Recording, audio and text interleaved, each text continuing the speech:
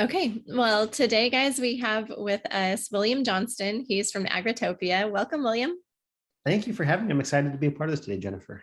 Thank you. Yeah, I'm really excited to have you here. William and I talked about, I've been looking at emails. I think it's been almost a year.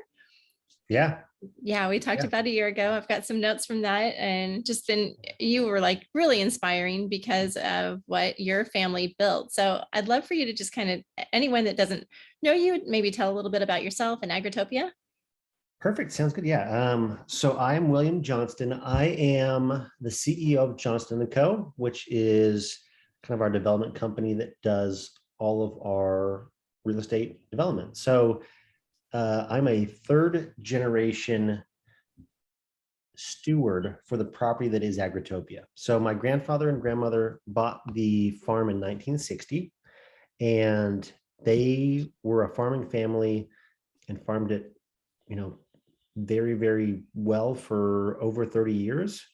My dad and his brothers, so the next generation, decided to not farm it in the style that my grandfather did, and that was monocrop, hundreds of acres farming. It was kind of viewed that development was coming our way through in the kind of the Phoenix market, and the goal was to preserve the farm and create a community that honors kind of the farming heritage, that is a really unique place for multi-generational living, as well as highlighting all the different cool things that make this place so special. So my dad and his brothers decided to create Agritopia. And through that, we have a 160-acre master plan development that has everything from an assisted living facility to a pre-K through 8 private school, over 452 single-family homes that are different variety of styles, sizes, and lot configurations. We have an 11.3-acre certified organic farm that is housed within a foundation. And right now we are finishing all of the commercial pieces, as well as some more residential for the community. We'll have in the end close to 100,000 square feet of retail and restaurants.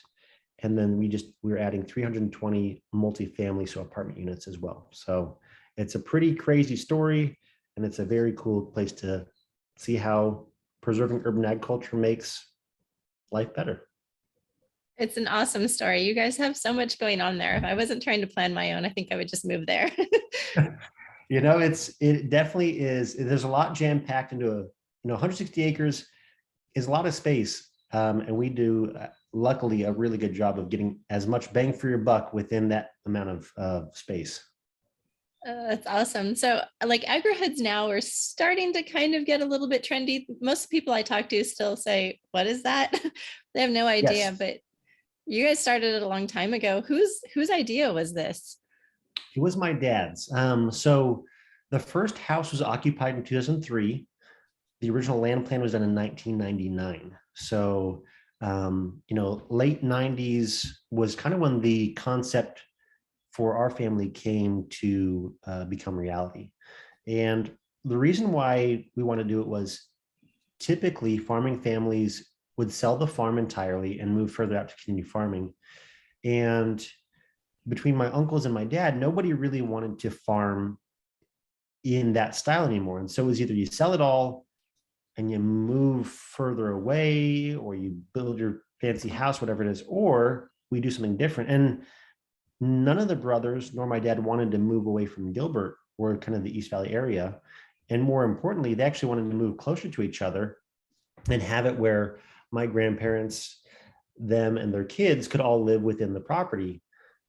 But there wasn't really a development that was appealing at the time for them to live within. So having land and having the right, mentors and people around us to speak into how do you create something special was a huge thing. And through that, one of the main things was we knew that farming and farmland would eventually be entirely gobbled up by development in this part of the Phoenix market.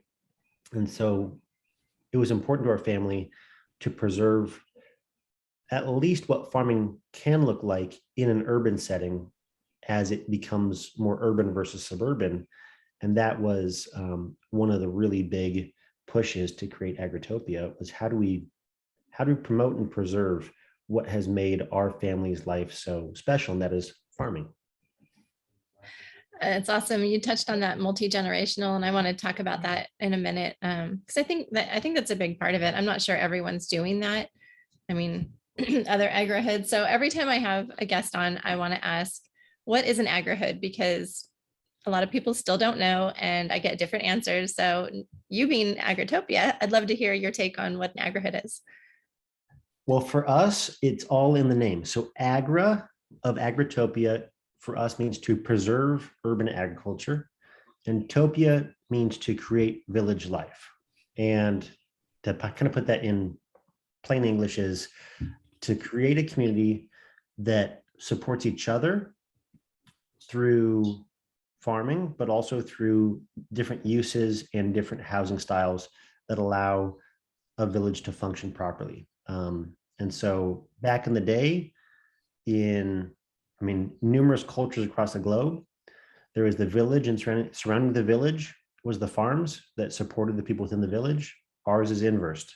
There's the people around the farm, and the farm still supports the businesses and the people in the neighborhood. So that's an agrihood. Farming is the key central piece to the development.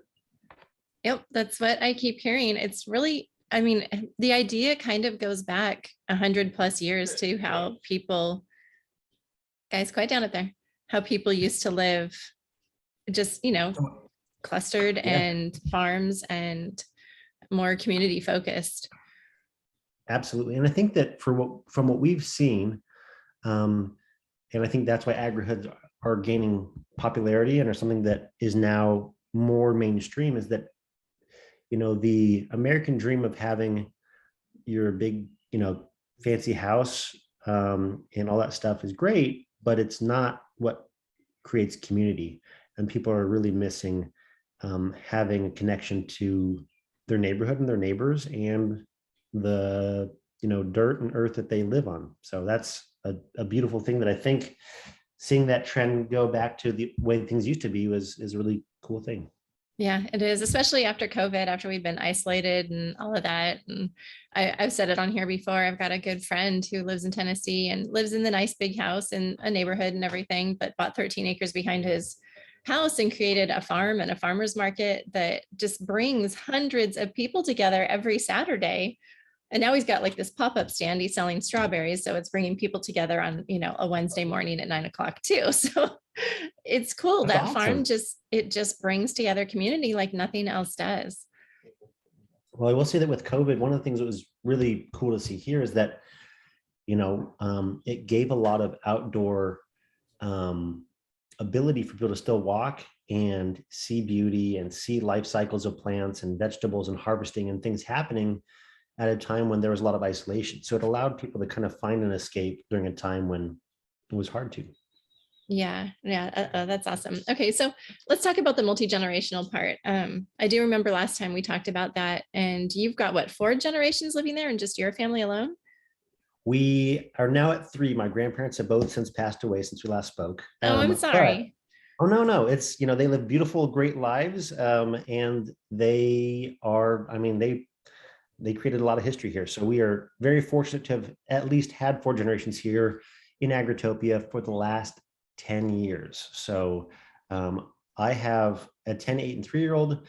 My parents still live on property too. So we have 3 generations. However, one of my colleagues, Katie, she has 4 generations here, and 3 to 4 generations is pretty normal in Agritopia. So the way that we accomplish that is through different housing styles, as well as the assisted living and the school on property.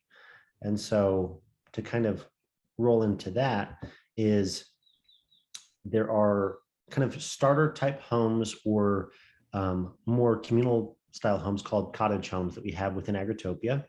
And they're a smaller lot size, the side yard, that all face a common green space out front. So all the front porches face a large kind of green belt. And those homes are a little less upkeep, not the big backyard. The HOA maintains the front yard portion, the common green space. And it's a really fantastic home for people who are either newly married, small family, or empty nesters, because it allows a lot of flexibility and the ability to really have a minimal upkeep on a house. So that's one style of house. The other is called the classic home. Classic home has the garage tucked behind the house, the larger backyard, the larger lot size, bigger size homes. And once again, that's got a variety of people living within those, from, once again, families, larger families, empty nesters, you name it. But there's a couple things that really make the housing types here unique that encourage multi-generational living. And that is, on your property, you can build more than one house. So we call it the mother-in-law suite, or that type of thing. So you can build a secondary dwelling unit on your lot. It runs with the zoning and the land, that allows you to have another dwelling unit. And that can be used for a couple of different things. One, as parents age, it allows them to still live close for, kids to watch their parents, for their grandkids to have interactions. And then two, it allows for people, as they continue to age, to move into the last piece of Agritopia that is kind of more of the assisted living memory care facility called Generations at Agritopia, which is adjacent to the school. And so there really is ability from birth through end of life to live within the community and have a place for you where you still are part of everything. Typically, assisted living and memory care facilities are not within a neighborhood, at least here in Arizona. They're somewhere else, kind of further out. And so this allows you to walk to go see grandma and grandpa, and for grandma and grandpa to look out the window and see the kids playing at school, that kind of stuff. So it's a really beautiful thing that encourages people to age in place. That's awesome. I was thinking about the advertising, I guess not the advertising, but when you start Googling Agrihoods, a lot of times you'll find older articles that say it targets millennials, but I don't think that's true, at least not in your case. No, there's definitely millennials that live here that love it. I think what is cool is because of the duration that Agritopia has already existed. Next year will be 20 years since the first house was occupied, right? So that's a pretty decent duration. So we've seen people who, they moved in without kids. They've had kids, and now those kids have gone to college, right? So that's what you're starting to see.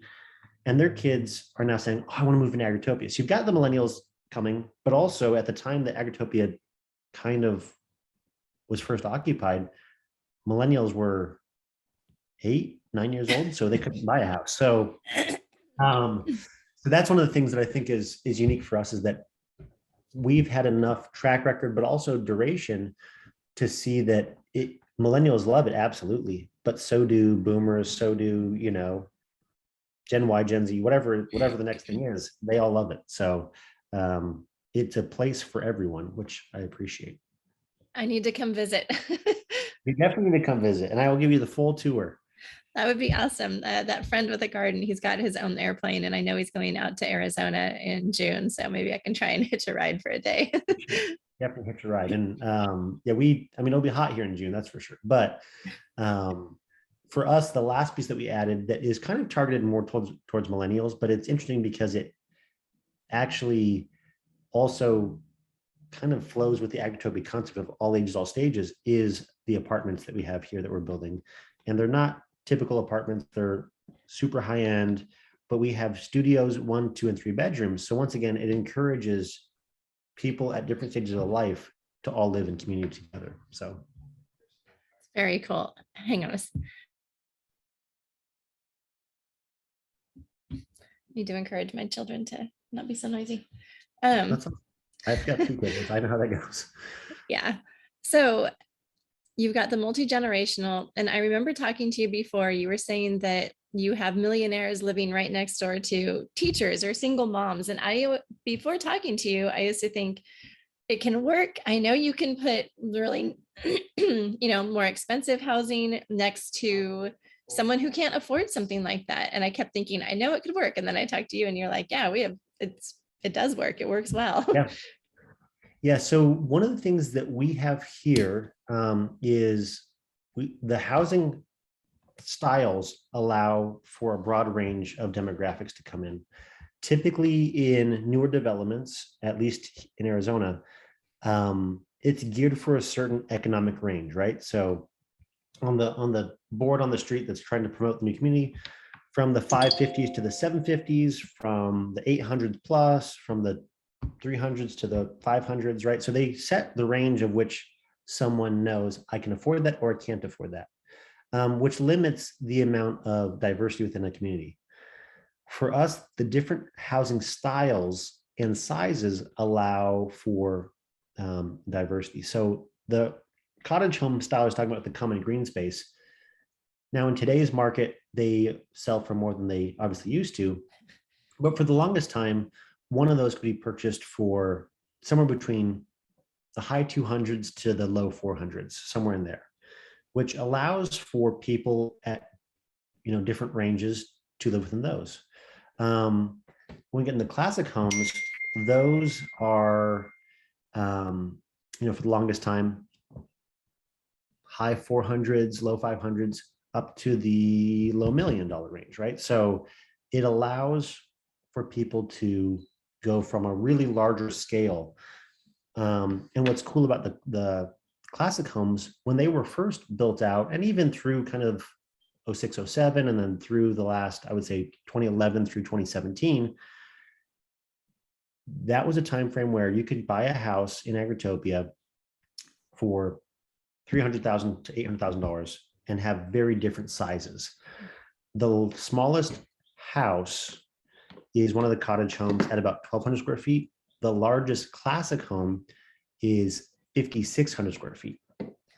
And that's how you have people from different phases of life, from no kids to kids, as well as different economic backgrounds. And so like on the street that I live on, you've got everybody from firefighters to teachers to pilots, business owners, you kind of name it. You've got a really good mix of people. And that mix is what makes it, I think, so special. The village shouldn't all be the same. And that's where we have that opportunity here. Yep, I love that. That is the model that I am interested in duplicating. And for the homes, I think that make it interesting with the classic homes is that the way that we size up the homes isn't by expanding the house horizontally, it's vertically, right? So you can have a house that is 1,600 square feet and it's a single level. You can have a house that's 3,800 square feet and it's a little bit bigger main house, but it has a full basement, full finished basement. So on the streetscape, it doesn't look that much larger. It just is a raised elevation. So that's how you get a house that maybe at one point was $400,000 next to one that's $650,000 is that. And then if you want to go for the bigger one, it would be basement, main floor, upstairs. But once again, it doesn't look out of place. And that's how we get people from all ages, all stages on one street, because it would look kind of ridiculous having a house that is 1,200 square feet at, one size next to one that is 5,600 square feet that's spread out massively horizontally, right? So using verticality is what allows us to change that scale. Yeah, very smart. And they're built in clusters, right? You've got like 8 to 10 and then green space in between that. Is that how it works? So the cottage homes are 8 to 10. There's a couple of things that have 12 to 16 that face the common green space. The classic homes are tree-lined streets, grass front kind of strips, and those are built with kind of a normal streetscape. And then there's parks kind of scattered throughout also. So there's green space. Those are a bit more classic in how you would imagine a street would be laid out in a historic downtown area, with the garages tucked behind. In Arizona, a typical design of a new build would have the garage as kind of the front. So It's got the garage right up front, door next to it. The goal here was to de-emphasize the car, de-emphasize the garage, make the front porch where life should happen and not pull in your garage and shut it and never talk to your neighbors. So Yeah, yeah, and there's yeah, it's great. yeah, like living in town and seeing that day after day. When we moved into a neighborhood a couple of years ago, the cars would come in, go in the garage, night would happen, morning would come, the cars would go out, and I never knew anybody. Yeah. And here what's nice is, having tree lined streets. And once again, because of the age of the community now, those trees touch over the road. So you've got tons of shade, which in Arizona is a huge thing. And it really encourages people, if they want to get to the commercial part of the property that's got the restaurants and the makerspace, all that kind of stuff, you have to walk through the farm to get to it. So it allows people to get out, walk, see their neighbors, meet their neighbors, and have those interactions that create the community aspect that's so important. Yeah. Oh man, I love that. So for everyone listening, they all now want to move either there or to another one like that. But what about, so I mean, I'm not a developer. We've been in real estate, not as realtors, but as investors for 25 years. And now I'm looking at building an agrihood for people like me or developers or builders thinking about, building with this agri community model. How do they start? Like, what is your advice to someone like that? I think the best place to start is to look at the land and see what is possible when it comes to what type of farming is possible there, right? Because different soil types, different climates, there's a lot of variables that can cause it to be successful or not successful, right? So first, to see if the land is farmable for an agrihood style development. And by agrihood, I don't think that it necessarily has to have row crops that have 80 different varieties. You could have it where it's got permanent orchards with, whether it's citrus or pecans or apples or cherry trees, whatever it is. There's ways to have agricultural components in different levels of I guess complexity. So, but seeing what the land allows to be grown there, the water source is another really important thing. Do you have enough water? What is the water quality? Do you have grandfathered rights? Where does it come from? Those kind of things. Those are really important things as you begin the process to see, can this function? And then of course, through that, if it's all yeses, yep, that works, yep, that works, yep, that works, then working with a land planner to try, and a landscape architect, an architect, to try to create a concept that allows you to see, okay, here's kind of what my vision is, my thoughts are, I want to have this, this, this, and this. How can we create it into a place that achieves those goals? And once that's done, you've got the basic framework. Right now we were talking earlier about land prices and what does that do? And I think it just causes and forces people to be more creative in housing styles, housing types, housing sizes, in order to allow flexibility for people, but also for the current challenges with how expensive land is. So, but I would say start with understanding farming, and starting that structure, because that structure is key in order for development to function properly. There's out here, about 20 miles from us, there's a development that has a golf course, or had a golf course as the focal point. And during the 08-09 kind of crash, the golf course went defunct. And so by doing that, all the homes around it no longer have the amenity. And that means their housing prices have dropped, and having that much land that is hard to do anything with now has made it undesirable. So making sure that the amenity, which is the farm, is solid and successful is the best place to start. Yep. I've I've talked to other developers of agrihoods and they say the same thing, just to start with a farm, which I think usually, like, in a developer's mind is, they're not thinking farm, but Yeah. new model. Yep, absolutely. So you've got 160 acres, is that right? Something like that? Yep, 160. And if you were to start with that from scratch today, what would you do differently, if anything? I think that one thing is we have been very patient over the years, which I think patience is something that anybody doing an agrihood needs to know, that patience is key.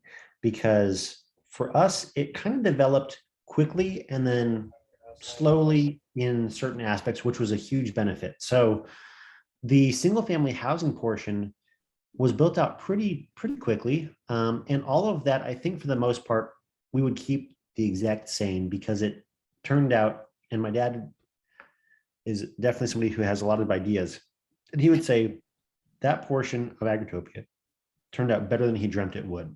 So that's one that we wouldn't change. So how the cottage homes function and work, the common green space, the classic homes, all that I think has turned out really well. On the commercial side of things, having patience was very helpful because our main key commercial corner was going to be a grocery anchored center according to the original land plan. And luckily, that didn't come to fruition. And I say that because since then, every other corner became a grocery anchored center, which means there's just a lot of grocery stores and generic stuff around the area, which what we do is to try to be different from generic. And so through that, that's now where we're doing our vertical mixed use piece of Agritopia called Epicenter, which has restaurants and retail shops below the apartments. And so we're adding density through that, which helps the community as a whole have A, more residents, but B, more commercial uses on the bottom. So I would say patience is something that we've had to learn, but things that we would change, I think one of the big ones is how to create residential buy-in to the farm. At the time, and I think that a lot of Agrihood developers would say the same thing, is that people move there because they love the farm, they love the experience, they love seeing people grow and all that. But that doesn't mean that they're going to invest in the farm necessarily, right? And invest in its well-being long-term. And so that's one of the things that we've told a lot of developers that have come to us to ask, what would you do differently, is figuring out a way to have a built-in system that, whether that's through HOA or through CCNRs, whatever it is, that helps the neighborhood really love on the farm and be a part of it, more so than passively by walking by it or going to the farm store or doing a tour. Having a bit more buy-in would be the one thing that I think everybody would agree we would do differently at this point. Okay, well, good to know. I'm going to make notes on that for my Yeah. future. So you're building, like you guys continue to build. So I'm kind of just curious, it's a rabbit trail question about the zoning. How can you keep going? Like, is the city, obviously on board, you're Yeah. doing it. Is that a challenge for you guys though? So Agritopia has its own separate PAD and zoning ordinance from the town of Gilbert. So we understood the current zoning that was allowed within the town when we started, and we realized that it's a box that is meant for a typical development to kind of stay within. And there's definitely a reason why those rails and rules are in place. Totally understand that. But what we wanted was something different. And luckily, the town that we are a part of, town of Gilbert, they loved the idea and the concept. And so through that, they were able to help us form, different things that allowed Agritopia to be what it is. And that took good zoning attorneys. That took, great relationship with council members, mayor, city manager, all that kind of stuff. So, but like our current development, Epicenter, the apartments over retail, is the first of its kind in Gilbert, but really in the East Valley of the scale that we're doing. And Gilbert's been great to work with, and because they want more of it, and they would love to have more Agritopias. Every place kind of wants them. It's great to have a municipality like Gilbert that helps us A, achieve what we want, but also B, pushes us to make sure we do it the best that we can, so that it is a model that can be replicated, that people look and say, hey, that's super cool. How do we do that? Yeah. So my takeaway, sell the city officials on the idea to get them on your side. Absolutely. Absolutely. Because really in the end, everybody, they don't know that they need it or want it, but once they hear it, they understand the importance of it and then they want it. And so the mayor that actually was the mayor at the town of Gilbert at the time of entitlements and going through all of the development, she lives in Agritopia. The town manager lives in Agritopia. So a lot of people live here because they understand how unique it is. And once they're a part of it, they really enjoy it. It's hard to move. I was talking to one of my colleagues today, and there's a Powerball one in Gilbert, like the big one a couple weeks ago. And so I think the winners got 200 and something million bucks, something absurd, right? But it was the discussion we're having is like, where would you move if you won? And it's hard because there's such a community here that of friends and family that you might not move. And it's one of those kind of crazy things that everybody thinks, if I won the lottery, I'd move here, I'd have a house here. And a lot of people probably wouldn't move anywhere. They would just, spend more time with their friends and family. Yeah, that's awesome. Yeah, A few more good. trips with other friends too, probably is my guess, but Yeah, more vacations. more vacations.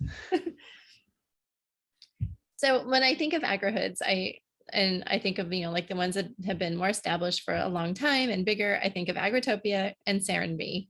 Yep. So, but they're like the biggest difference in my head right away. And I visited Serenbe last summer, is Yep. Serenbe's out like kind of in the middle of nowhere, and you guys are right in the middle of town. Is there an ideal location for someone looking to build one? Um, it depends. And I would say that one of the benefits that we had is when Agritopia was built, it was kind of in the middle of nowhere. So it was our farm at the time, was kind of out in the boondocks, but we knew that there was a freeway system coming towards our farm. And that's actually one of the things that prompted us to do Agritopia. And so luckily, being within now, I mean, it is in the center of Gilbert. It is definitely surrounded by development. It's been very helpful for our commercial component to be in town, right? So the restaurants, the brewery, the winery, the different shops, all the stuff we're adding at Epicenter, they're going to do extremely well because of the amount of density and rooftops in the overall market, not just Agritopia.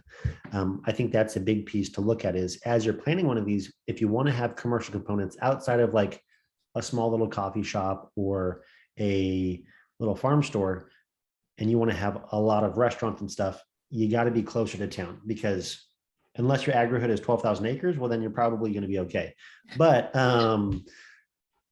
you need to have enough critical mass for commercial to work. I think that's an important thing to understand. Two, you need to be close enough that if you don't have a school within your development or certain uses that people will need on a regular basis, that you're not totally isolated from that, because that's another piece. So luckily there's a school in the neighborhood, but also because of where you're located, there's high schools and elementary schools all within a 2-mile radius of us. So you can, it's pretty simple. But I do think that there are benefits to being further out as well. It definitely feels a bit more nostalgic, a bit more farmy if you're kind of further out of the city. So really, I think it comes down to land and how expensive land is and what you can create at this point. I think that's what dictates it. Awesome advice. Also taking notes on that, because that piece of land I am looking at, it's kind of on the outside of town. The freeway is supposed to be they're putting like an off ramp, on ramp there in the next couple of years. So there's definitely potential. Once there's freeway access, I think that was the big thing for us, because when we built Agritopia, the freeway didn't go live for 3 more years. So it was being built, but once that opened up, it allowed us to really change routes. So I can get from my house in Agritopia to, for anybody who knows the Arizona market, to the Biltmore, which is like a 36-mile drive in 40 minutes, which is a really amazing thing, where typically back in the day, it would have taken much longer because it'd be surface streets, a whole lot longer to get to the freeway system. So there's some of those benefits. And if you're in town, there's a lot more employment opportunities. So it allows for people who are at different economic backgrounds to all live together, right? So if you live way out and you're a teacher, well, you're probably not going to commute 45 minutes every day to school. But if there are schools all around you, or if you're a firefighter, right? Same thing, like you're going to be at station for a 24-hour shift. You don't want to have to then after that drive an hour to go home. Um, those are some of the things I think to look at also is there enough employment of rather than just super wealthy remote employment these days, right? So how do you create that mix? And maybe it's a hybrid of not out in the boondocks, not in the center of town. There's some hybrid in between. Awesome. Is there anything else, any other advice you'd give to someone like me? Because, I'm doing the podcast, so I'm going to be selfish. And I would say one of the things that has been really important for us, and through COVID especially, is don't compromise on your vision and what you want to see, because there's going to be trials. It's not going to be easy, and there's going to be a lot of pushback over time. That just is what it is. But don't compromise on it unless something that you need to compromise on to make it work. For us, we were leasing the Epicenter project during 2020, 2021 for the commercial, and we did not want to have national brands like Chipotle and that kind of stuff. Not that it's bad. We wanted to focus on local restaurants, best in class in our market, that could be a huge benefit in addition to the community. Would have been easier to do a deal with national brands, probably, but long-term, was that the best choice? Absolutely not. And so I think that's one example of it. Same with, how we did Agritopia. It was a lot of risk at the time because it wasn't a proven model. And so we sold the land to the developer that built the homes at half of appraised value, but in turn said we want 4% of every home sale as they start to sell. So we gave them an easy way in to reduce their risk, because they, didn't necessarily believe in the vision as much as we did. But in doing so, we also said, if we're doing that, we get to control architectural styles, CC&Rs, all sorts of stuff. So it allowed us to really control the vision and push it forward to create what it is today. So just don't give up on the vision. I think when you start to dilute it, that's when it becomes less special. Yeah, good encouragement. I'm going to take that to heart, because I think it would be easy just to give up certain things in order probably to just get it done. So yeah. Oh, there's days where that's a conversation we have a lot of times of, man, that would be a lot easier if you did this. But and sometimes there are things that you have to weigh and say, you know what, will it make that big of an impact? Probably not. Is there cost savings substantial? Then okay, we're okay with this change, right? But when it comes to the core beliefs and values that you have for an Agrihood, if it's like, hey, we got to take out half the farm to put in a self-storage facility, well, then that is a massive no, right? So those are the things that maybe you can make more money with self-storage facility, but it devalues the Agrihood as a whole. So how do you protect the vision? And those are those things that money is definitely an important part of business. That's why you get in business. That's why you develop. But understanding that sometimes those returns aren't seen for a long time, and sometimes the returns aren't as good as you would think it would be if you did a traditional development. Luckily for Agritopia, the returns have been great because of how we structured our deal. But the return on investment doesn't always mean money. It can also mean quality of life for your family, for the community, all those things. So understanding that there might be a little bit of give in order to achieve your goal. Yep, definitely. Well, thank you for your time. Absolutely. It's been a great discussion. So yeah, that'll end it there. I'm sure I'll just stop it there. But again, thank you. It's been really helpful. I'll go back and re-listen to this and take notes and everything. Perfect. No, thank you. And we encouraged individuals, developers all the time that this is a great way to develop. And I really appreciate you having interest in it and for chatting a year ago and for following up, because more and more we see the value of it. And I just hope more and more people also are able to at least experience it and see it, so they understand that this is a way to develop in the future that can really impact people's lives positively. So I'm excited that you're continuing, that you have the podcast, And whenever you're out, let us know and we'll make sure you get a solid tour. Okay. That would be awesome. Be awesome. Cool. All right. Well, thank you again. Thank you, Jennifer. You have a great one. And keep on plugging along. I will. I'll keep you updated. Awesome. Sounds good. I'll see you. Take care. Okay. Bye.